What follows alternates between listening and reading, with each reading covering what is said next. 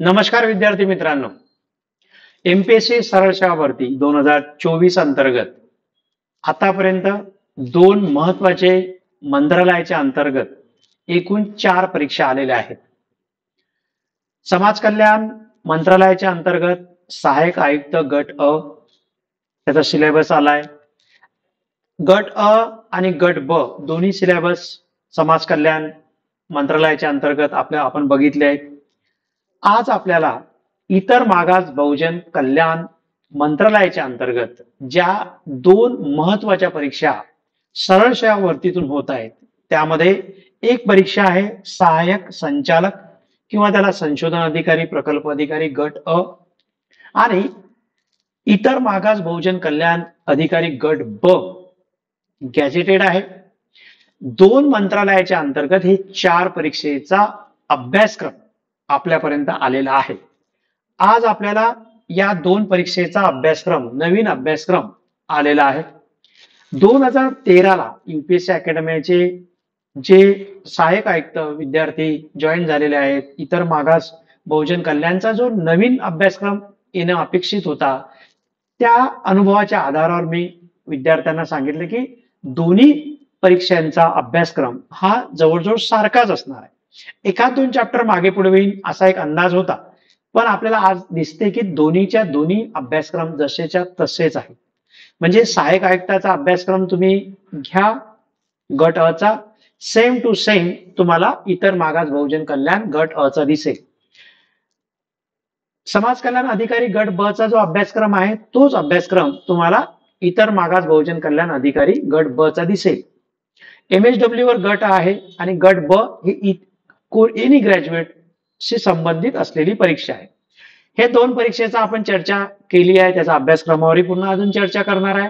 आणि मी मागच्या वेळेसच म्हणजे जून जुलैला आम्ही इतर मागास बहुजन कल्याणच्या जाहिरात येणार आहे त्याचा अभ्यासक्रम या असा असू शकते अशा अंदाजा दिला होता. आता एक गोष्ट अधिक सांगतोय मागच्या काही लेक्चर पासून की जसं समाज कल्याण मंत्रालयाच्या अंतर्गत ह्या दोन महत्वाच्या जागा आहेत, इतर मागास बहुजन कल्याणच्या अंतर्गत ह्या दोन महत्वाच्या जागा आहेत. एक MSW वर आणि एक इतर एनी ग्रॅज्युएट वर आहे पण गॅजेटेड आहे. तिसरा सरळ सेवा भरतीतून जे काही पद येण्याची अपेक्षा आहे अंदाजा आहे ते आहे दिव्यांग.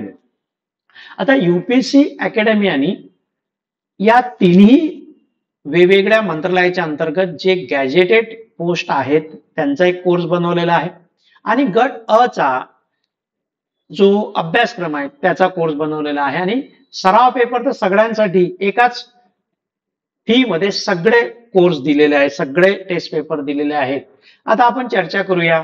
मागचे काही व्हिडिओ तुम्ही जर बघितले असेल किंवा 2013च्या झालेल्या परीक्षांना मी कम्पेअर अनेक वेळा केलेला आहे, पद किती आले त्यालाही कम्पेअर केलेलं आहे. आजची चर्चा जी आहे ते आपण या नवीन अभ्यासक्रमावर करतो आहे की यामध्ये जो अभ्यासक्रम आलेला आहे त्या अभ्यासक्रमाला आपल्याला 2 भागात डिवाइड करायचा आहे.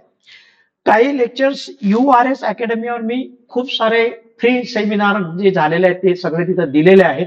त्यातला काही क्रक्स मी तुम्हाला कमी वेळेमध्ये इथे सांगतो आणि हा अभ्यासक्रम इथे एक्सप्लेन करून देण्याचा प्रयत्न आपण करणार आहे. आता जो काही अभ्यासक्रम आहे त्या अभ्यासक्रमाला आपल्याला 2 भागात डिवाइड करायचा असतो. सरळ सेवा भरतीचा फायदा आपल्याला हा आहे की इथे पूर्व परीक्षा नाही, डायरेक्ट मुख्य परीक्षा आहे आणि ते 100च प्रश्न आहेत. 100 प्रश्नावर आपल्याला सहाय्यक आयुक्ताची पोस्ट मिळते किंवा एनी ग्रॅज्युएट जे विद्यार्थी आहेत. इथं तुम्ही बघत असाल राज्यसेवा असेल, PSI ST असेल तिथं 5-5 लाख परीक्षेला फॉर्म येत आहेत. इथे मात्र तुम्हाला आपण बघतोय की हजारामध्ये पण फॉर्म आलेले नाही आहे. असा असताना पूर्व परीक्षा नाहीये तर याचा जरा फायदा तुम्हाला करून घ्यायचा आहे. गट अ आणि गट ब असे दोन्ही अभ्यासक्रमाला आपण सोबत जोडूया. यामध्ये काय करायचं आहे तर एक जो घटक असतो त्याला समाज कल्याण अध्ययन म्हणायचं, म्हणजे सोशल वेलफेअर स्टडीज असं म्हणणार आहे. म्हणून समाज कल्याण इथे शॉर्ट मध्ये किंवा समजण्यासाठी लिहितो. याच्यावर खूप सारे व्हिडिओ URS अकॅडमीवर आहेत. अधिकारी लोकांनी पण फ्री मध्ये जे सेमिनार घेतलेले आहेत ते सगळे URS अकॅडमी गुगल प्ले स्टोअरला तुम्हाला सगळे उपलब्ध दिसतील. पुस्तकांचे नावं दिसतील, कोणत्या पुस्तकाचं किती महत्व आहे, त्या पुस्तकातून नेमके कोणते टॉपिक घ्यायचे आहेत अशा पुस्तकांची लिस्ट पण आपल्याला URS अकॅडमीवर झालेल्या सगळ्या अधिकारी लोकांचे लेक्चर्स तिथं दिसतील. समाज कल्याण अध्ययन म्हणून मी काय करतोय, 2 भाग करणार आहे. समाज कल्याण अध्ययन यामध्ये काय करतोय आपण, उदाहरणार्थ समाजकार्य सगळ्यात महत्वाचं आहे. व्यावसायिक समाजकार्य महत्वाचा घटक आहेत. हे जे काही आहेत म्हणजे समाजकार्याची पद्धती, समाजकार्याची व्याप्ती, समाजकार्याचे मूल्य, समाजकार्याचे तत्वज्ञान, जेवढे काही आपल्याला एक गोष्टी दिसतात ते समाज कल्याण अध्ययनाच्या अंतर्गत घेणार आहे. लोकशाही, समाज परिवर्तन होणे म्हणजे काय है ना, या सगळ्या जे काही कन्सेप्ट आहे, कल्याणकारी राज्य, वेलफेअर ऑफ द स्टेट, ह्या सगळ्या प्रशासन, समाज कल्याण प्रशासन, समाजशास्त्र, वेगवेगळे आयोग, वेगवेगळे कायदे, अभिवृत्ती, ह्या सगळे जे काही तुम्हाला अभ्यासक्रमामध्ये जे विषय येतात ते सगळे विषय आपण समाज कल्याण अध्ययनामध्ये घेणार आहे. सोशल वेलफेअर स्टडीज मध्ये घेणार आहे.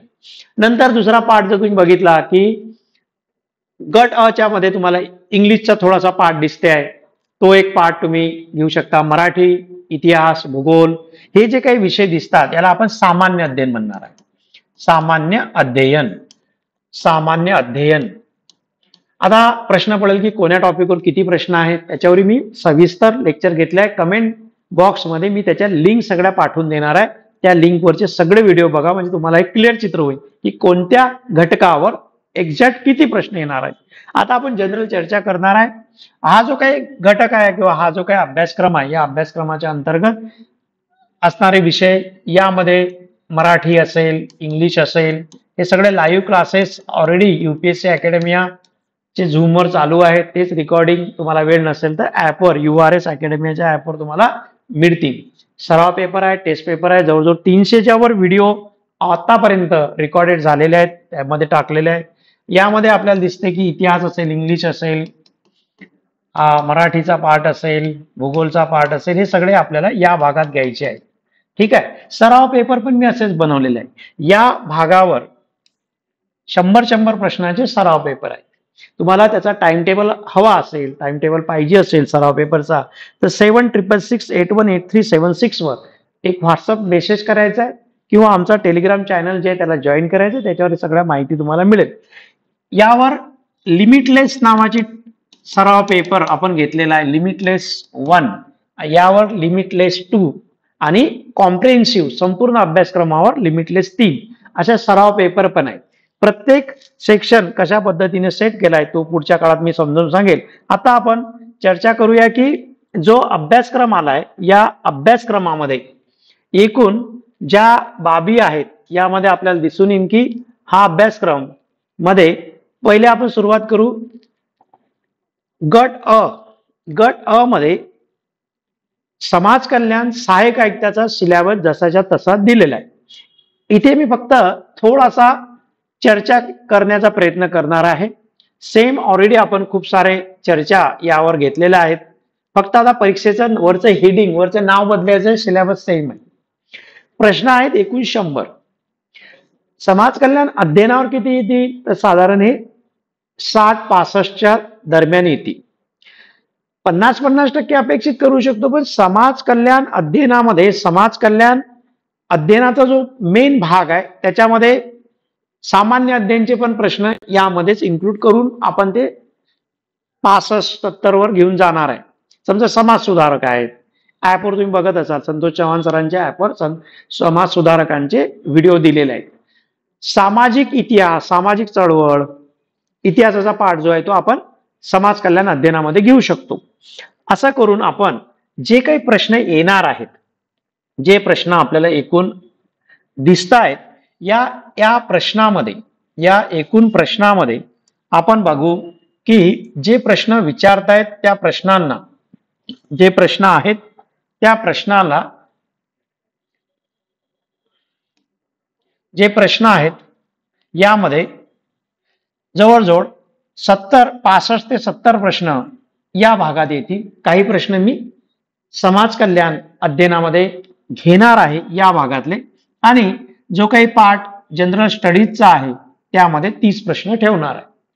रफली 50-50% जरी तुम्ही केलं तरी चालेल. आता यामध्ये 2013 मध्ये ज्या परीक्षा झाल्या आणि महाराष्ट्रामध्ये सर्वात जास्त रिझल्ट युपीएससी अकॅडमीचा आहे, याचे काही मेजर काही महत्वाचे पार्ट आहेत की आम्ही यामध्ये समाज कल्याण अध्ययनावर जास्त लक्ष केंद्रित केलं आहे, कारण प्रश्न जास्त येत आहे. समाज कार्यावर अधिक लक्ष दिलं आहे, व्यावसायिक समाज कार्यावर अधिक लक्ष दिलं आहे, समाज कल्याण प्रशासनावर अधिक लक्ष दिलं आहे. जवळजवळ 21 पुस्तक चा क्रक्स आपण ऍपवर ठेवलेला आहे. त्याच्यावर व्हिडिओ रेकॉर्डेड लेक्चर तुम्हाला उपलब्ध करून दिलेले आहेत. ते सगळे तुम्ही बघा, त्यावेळेस तुमच्या लक्षात येईल समाज कल्याण प्रशासनावर कशा पद्धतीने कार्य केलेलं आहे.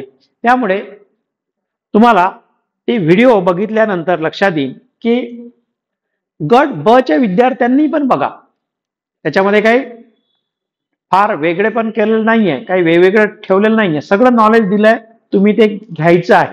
म्हणून आतापर्यंत आपण काय लक्षात घेतलंय की समाज कल्याण अध्ययनाचा जो अभ्यासक्रम आहे किंवा समाज कल्याण गट अ चा जो अभ्यासक्रम आहे तो सगळा इतर मागास बहुजनला आलेला आहे.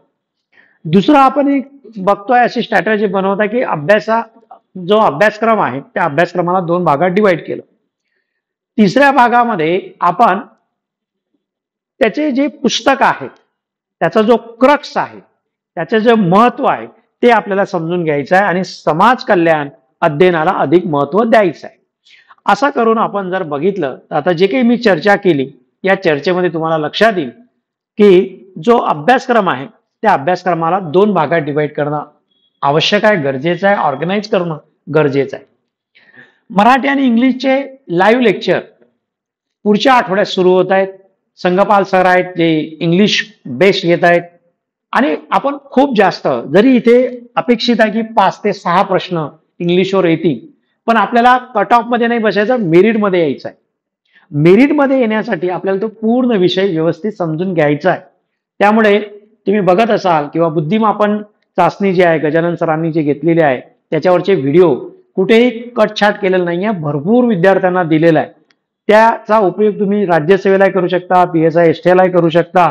पण आता सध्या आपण समाज कल्याणच्या ज्या परीक्षा आलेल्या आहेत, सरळ सेवा भरतीच्या ज्या परीक्षा आलेल्या आहेत त्याच्यावर डिस्कस करत आहे. तर आपल्याला लक्षात येईल इंग्लिश मराठी याला मी सामान्य अध्ययन म्हणणार आहे. समाज कल्याण अध्ययन जे आहे ज्यामध्ये समाज कार्य आहे, या समाज कार्य हा जो काही आपण बघतोय, हा जो काही टॉपिक आहे, या टॉपिकला आपण समाज कल्याण अध्ययनाच्या अंतर्गत घेणार आहे. जसं मी आता चर्चा केलेली आहे की समाज कार्य, तत्वज्ञान पद्धती, मूल्य ह्या सगळ्या गोष्टी इथे येतील. मानवी अभिवृत्ती विकास समाज कल्याण अध्ययनाला घेऊया आपण. समाज कल्याण प्रशासन बघत असाल, कोतापल्ले सरांचं छान पुस्तक आहे, कल्याणकारी राज्याची डेफिनेशन आहे, अख्खं संविधान वेलफेअर ऑफ द स्टेट आहे.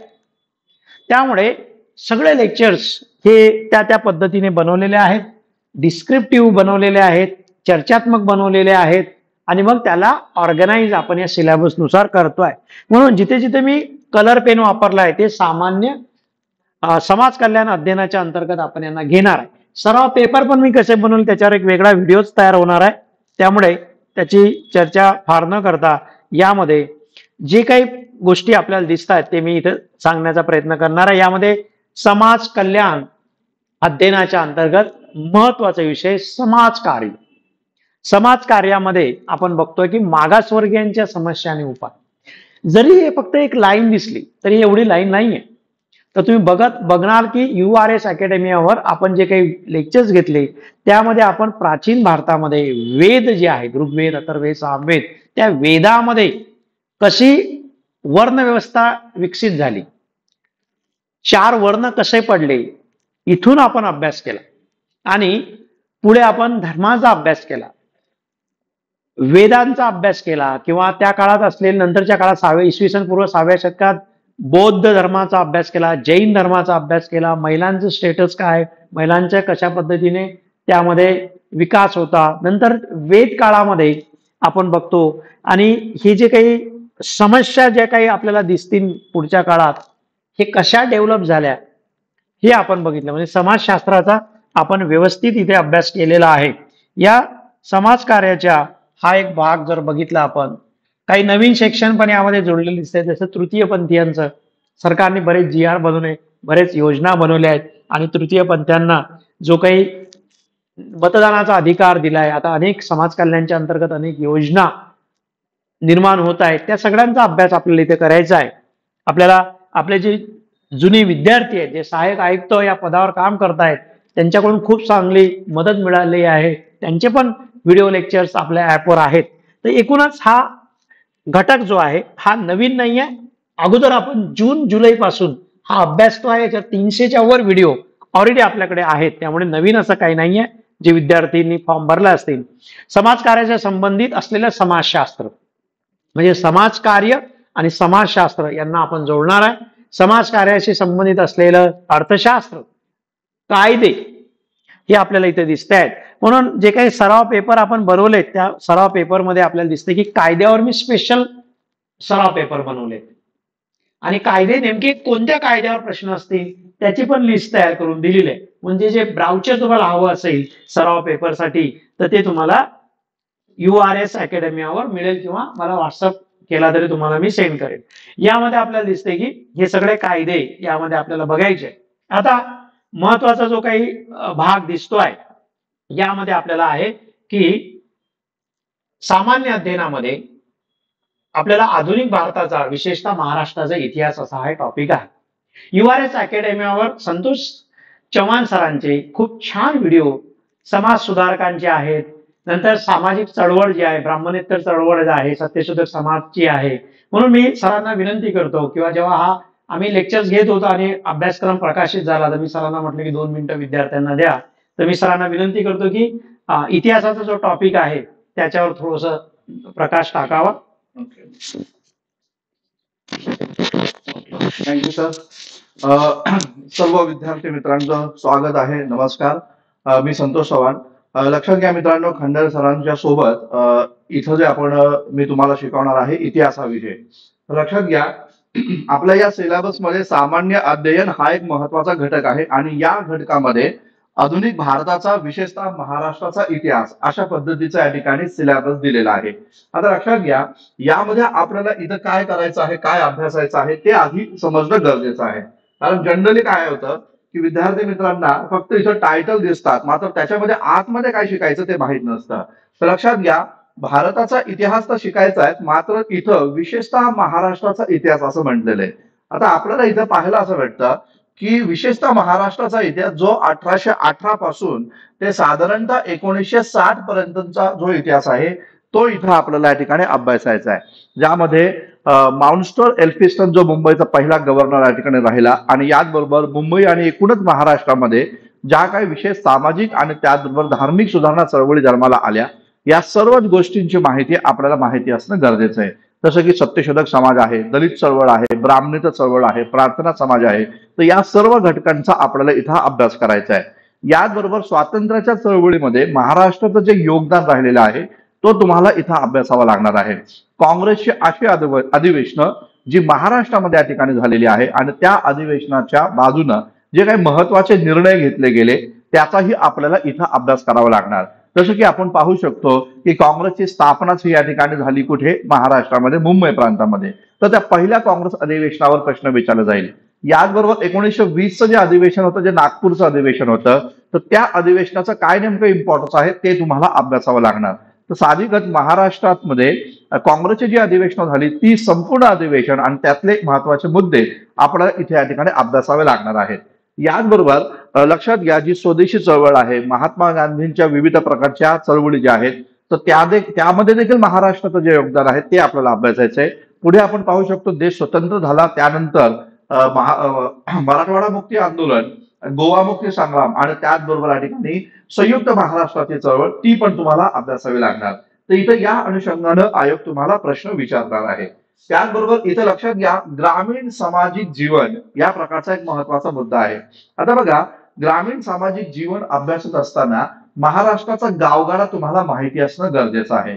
महाराष्ट्राचा जो गावगाडा आहे, जो बलुतेदारी आणि अलुतेदारी सिस्टीम मध्ये निर्माण झाला, तर ती अलुतेदारी आणि त्याचबरोबर बलुतेदारी सिस्टीम काय नेमकी आहे ते तुम्हाला अभ्यासावं लागणार आहे. आपल्याला माहिती असेल की त्र्यंबक आत्रे यांचं जे गावगाडा नावाचं पुस्तक आहे, जर ते तुम्ही वाचलं असेल तर त्यातून तुम्हाला बलुतेदार आणि अलुतेदार सिस्टीम व्यवस्थित समजून त्या ठिकाणी येईल. परंतु जरी माहित नसलं किंवा ते वाचलं नसलं तरी मी तुम्हाला इथं व्यवस्थित सगळ्या गोष्टी समजून सांगणार आहे.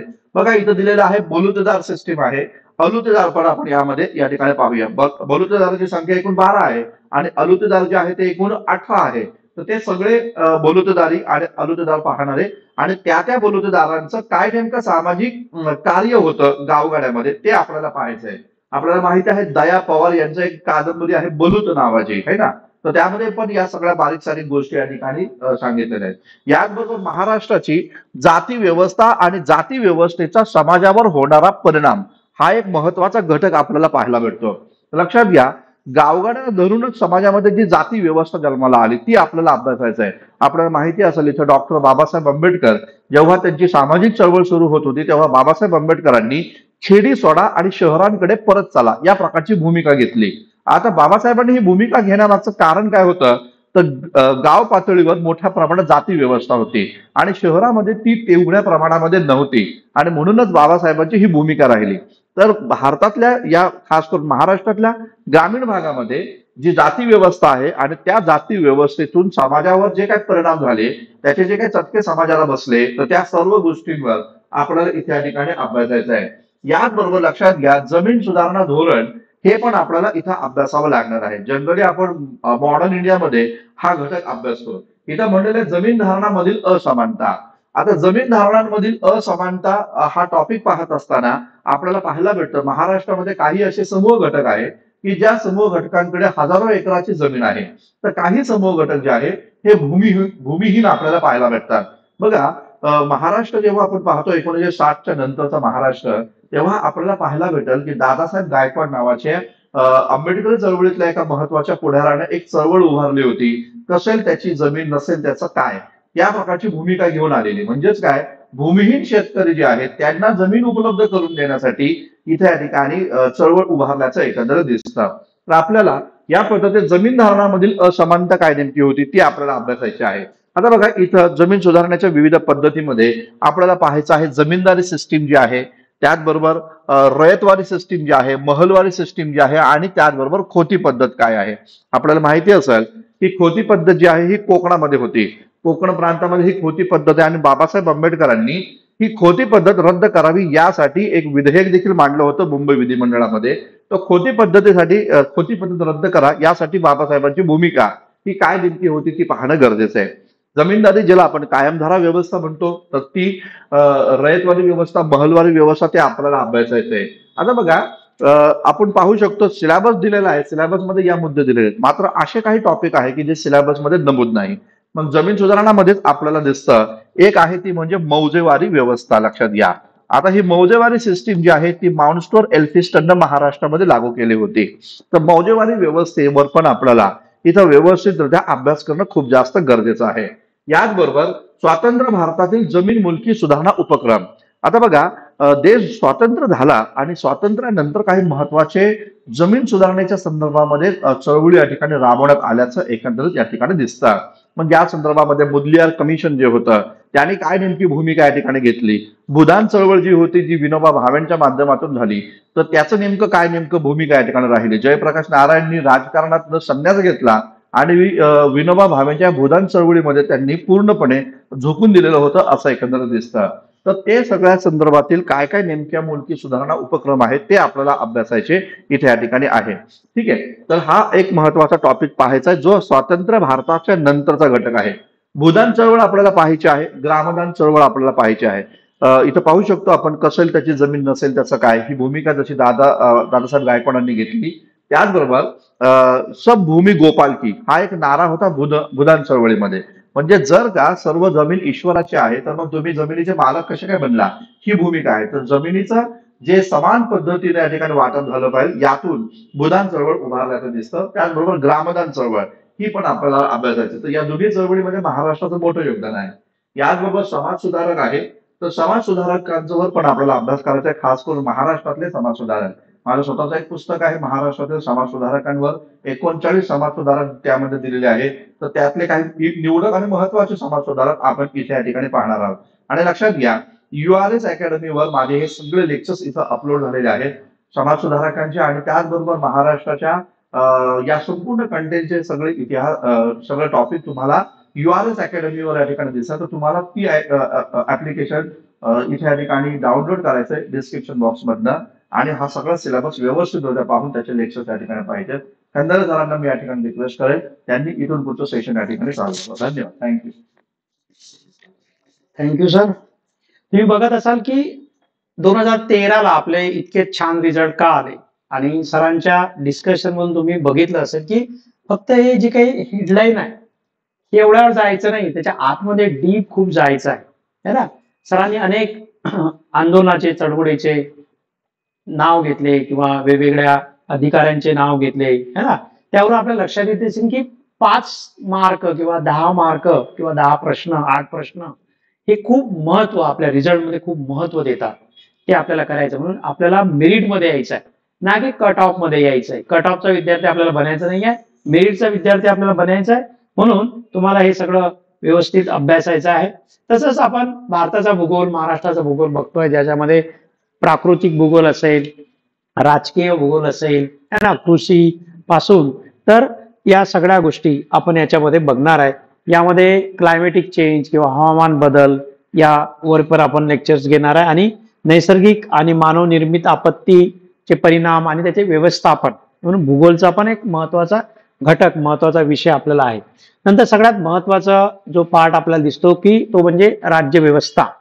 आपल्याकडे लोकशाही जी आहे ना, ज्याला आपण कल्याणकारी राज्याची डेफिनेशन म्हणतो किंवा कल्याणकारी राज्य, आणि आपलं जे संविधान आहे प्रिअम्बल आहे, नंतर फंडामेंटल राईट्स आहेत, मूलभूत हक्क आहेत, त्याच्यानंतर मार्गदर्शक तत्व आहेत, या एकूणच सगळ्या संविधानाचा अभ्यास करताना आपल्याला डॉक्टर बाबासाहेब आंबेडकरांचे जे कल्याणकारी राज्याच्या ज्या व्याख्या आहेत डिफायनेशन्स आहेत त्याकडे अधिक भर द्यायचा आहे. आणि म्हणूनच राज्य प्रशासनामध्ये स्थानिक प्रशासन असेल किंवा ग्रामीण शहरी 73-74 घटना दुरुस्ती असेल, नंतर न्याय व्यवस्था असेल, इंदिरा साहनीची केस असेल. आता तुम्ही सगळे बघत आहात आरक्षणासंदर्भात चर्चा सुरू आहे, जिथे तिथं आंदोलन मोर्चे निघत आहेत. आपण जरा बघूया की इंदिरा साहनी काय, मंडल आयोग काय आहेत आणि एकूणच माधुरी पाटील विरुद्ध शासन यांच्या संदर्भातल्या जे काही चर्चा आहेत ते पण आपण अभ्यासू.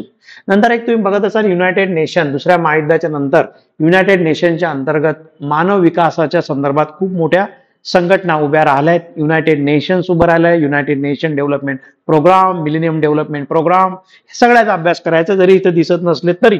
म्हणून आपल्याला दिसते की वेगवेगळे आयोग आहेत. आपल्याला इथे देताना राष्ट्रीय आयोगावर जरी दिले असले तरी आपल्याला युनायटेड नेशनच्या रिलेटेड पण खूप मोमेंट किंवा त्यांच्या चाललेल्या वेगवेगळ्या चळवळीचा अभ्यास आपल्याला करायचा आहे. महिलांच्या संदर्भातल्या समस्या आहेत, महिलांच्या वेगवेगळ्या आयोग आहेत. म्हणून युनायटेड नेशन्सचे काही महत्वाचे घटक आपल्याला बघायचे.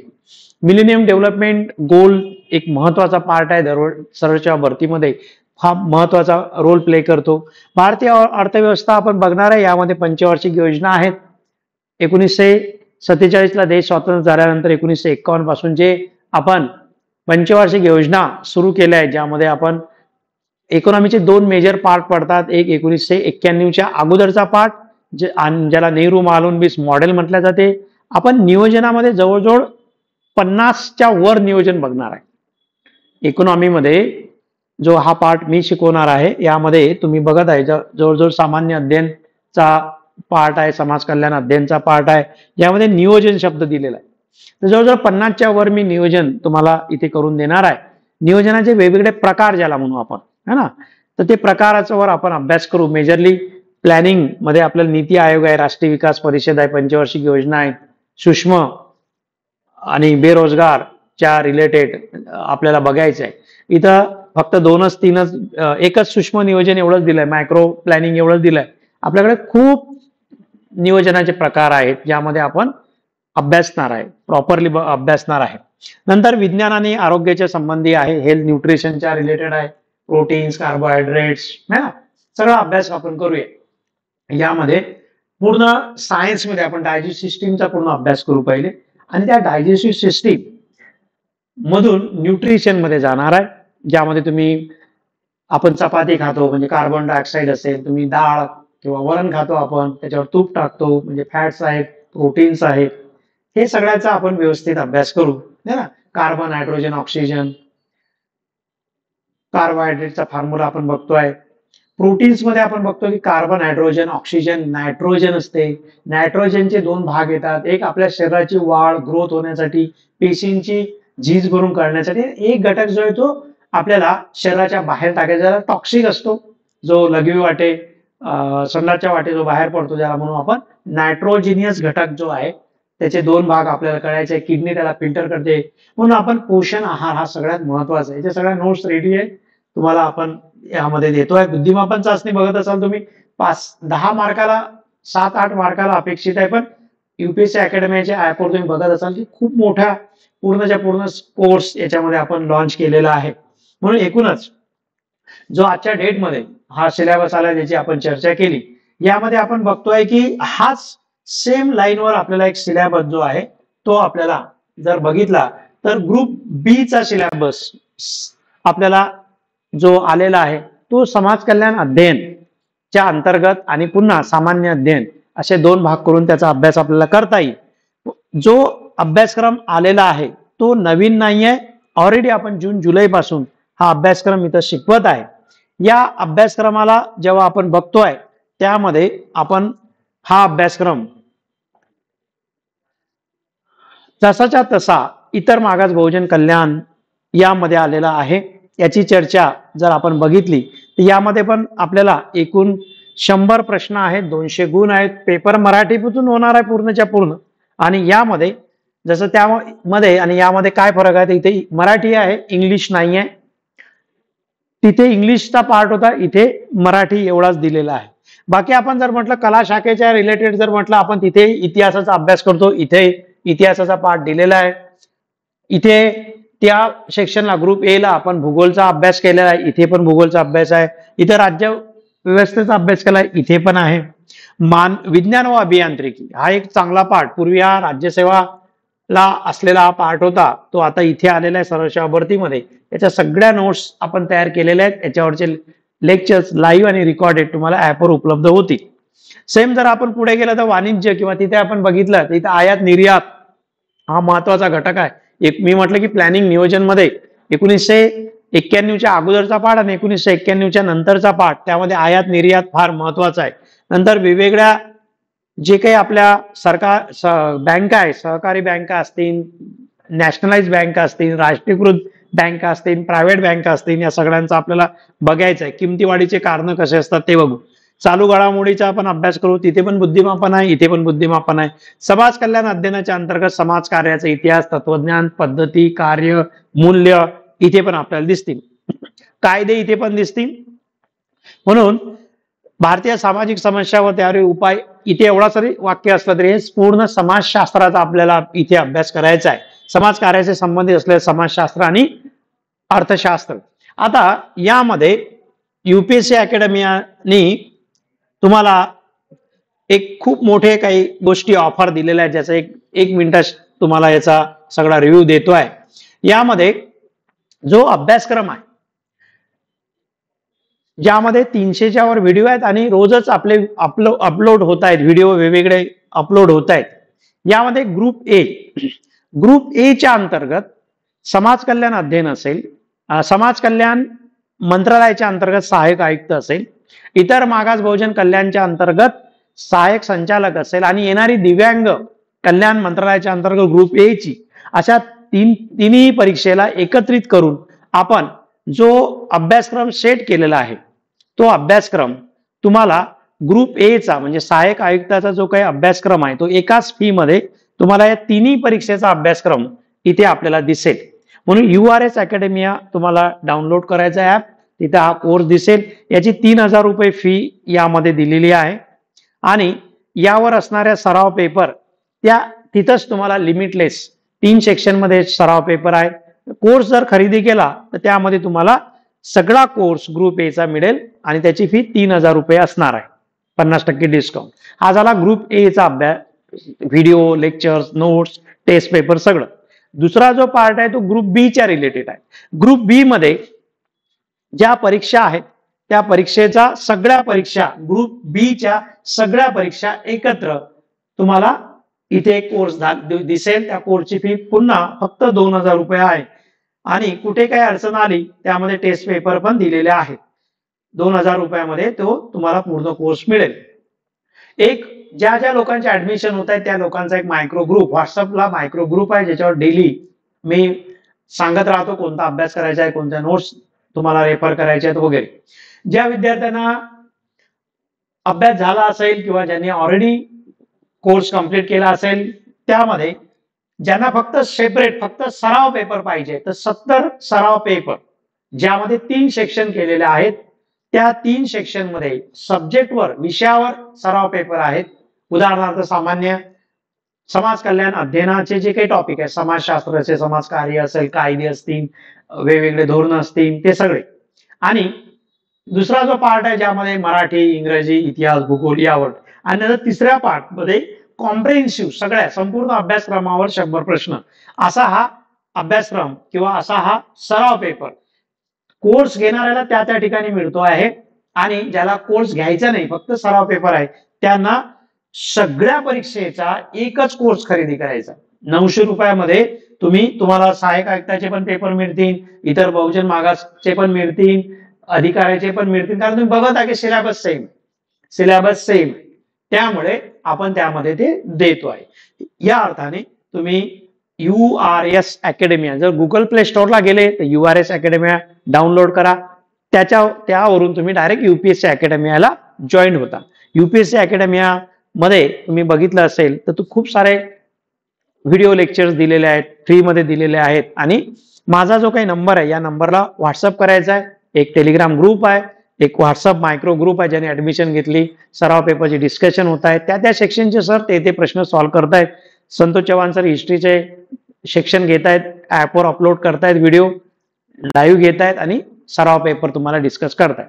म्हणून इतर मागास बहुजन कल्याणच्या अंतर्गत जो नवीन अभ्यासक्रम आलाय तो नवीन नसून जून मध्ये जो अभ्यासक्रम ऑलरेडी आपल्याला जे काही जाहिरात आली आहे त्याच्यानंतर 2-3 महिन्यानंतर जो काही समाज कल्याणच्या अंतर्गत जो अभ्यासक्रम आलाय तोच अभ्यासक्रम इथे आलेला आहे. भविष्यात दिव्यांगचा पण येणार आहे, त्यावेळेस त्याची चर्चा करू, पण तो अभ्यासक्रम इथेच ठेवलेला आहे. तुम्ही अभ्यास स्टार्ट करू शकता. कोणाला काही प्रश्न असतील तर माझ्या नंबरवर फोन करायचा आहे. पूर्ण सिलेबस टॉपिक वाईज मी ऑलरेडी युट्यूबला डिस्कस केलेला आहे, त्याच्या लिंक डिस्क्रिप्शन बॉक्समध्ये देणार आहे. इथे हा व्हिडिओ बराच लांबला तरी पण महत्वाचा असल्यामुळे त्याला तुम्ही वेळ द्या. संपूर्ण बघितल्याबद्दल सर्व विद्यार्थ्यांचा धन्यवाद.